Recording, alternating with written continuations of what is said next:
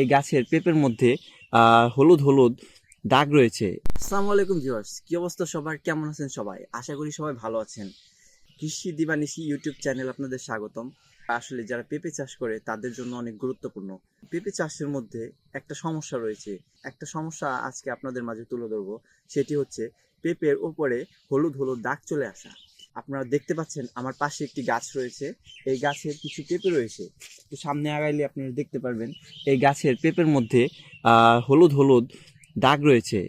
এই যে দাগ রয়েছে, এমনকি পেঁপেগুলা কোনো শেপ নাই, মানে অদ্ভুত অদ্ভুত আকৃতির পেঁপেগুলা রয়েছে। পেঁপেগুলা থাকার কারণে এই পেঁপেগুলা বড় হওয়ার সম্ভাবনা খুবই কম, এমনকি ফুল টুকটাক দু একটা ফুলও ঝরে যাচ্ছে। যাই হোক, এই এই গাছটির কি সমস্যা সঠিক আমি বলতে পারলাম না। আপনারা যদি কেউ জেনে থাকেন যে এটা কি সমস্যার জন্য এই সমস্যাটা হয়েছে, তাহলে আমাকে একটু কষ্ট করে জানাবেন। ধন্যবাদ সবাইকে। ভালো থাকবেন, সুস্থ থাকবেন। আল্লাহ হাফেজ।